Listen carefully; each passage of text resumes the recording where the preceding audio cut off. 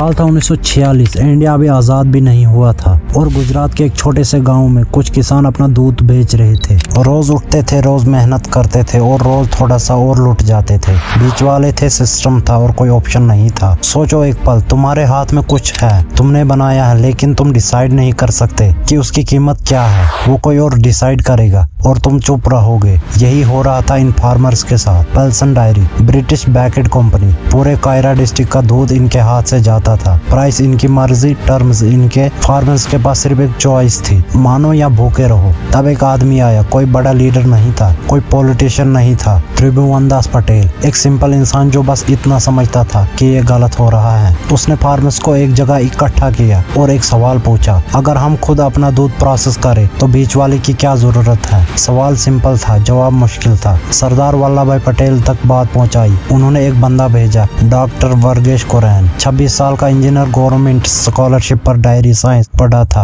आनंद एक temporary posting के लिए आया था। वो जाना चाहता था, लेकिन वहाँ की हालात देखकर फिर वो कभी नहीं गया, क्योंकि उसने वहाँ कुछ देखा जो बुक्स में नहीं था। एक पूरी कम्युनिटी जो सिर्फ एक चीज मांग रही थी, अपनी मेहनत का हक। सन 1946 में अमूल बना, आनंद मिल्क यूनियन लिमिटेड। पहले दिन सिर्फ 2 गांव, 246 दूध निकला। लेकिन एक चीज थी जो दुनिया नहीं मानती थी। तब तक ये इम्पॉसिबल था, भैंस के दूध से मिल्क पाउडर बनाना। गाय के दूध से होता था। पूरी डायरी इंडस्ट्री यही कहती थी, साइंस भी यही कहता था। कुरैन ने कहा, एक बार ट्राई तो करो। सन 1955 में वो करके दिखाया, दुनिया ने जो इम्पॉसिबल कहा था। एक कोऑपरेटिव ने करके दिखाया, गुजरात के एक छोटे से गांव में। फिर आया 1965, इंडिया में दूध की कमी। सरकार वर्ल्ड बैंक से बात कर रही थी, बाहर से पाउडर मंगाओ, इंपोर्ट करो। कुरैन सीधा खड़े हो गए। उनका कहना था, हमारे फार्मर्स इतना दे सकते हैं, हमें बाहर क्यों जाना है। सरकार ने उनकी बात सुन ली। ऑपरेशन फ्लड 1970 में लॉन्च हुआ, दुनिया का सबसे बड़ा डेयरी प्रोग्राम। 26 साल तक चला, 3 फेजेस में। पूरे इंडिया में कोऑपरेटिव नेटवर्क फैलता गया। इंडिया जो पहले दूध के लिए दूसरों के सामने हाथ फैलाता था, वर्ल्ड का लार्जेस्ट मिल्क प्रोड्यूसर बन गया। कोई फॉरेन मनी नहीं,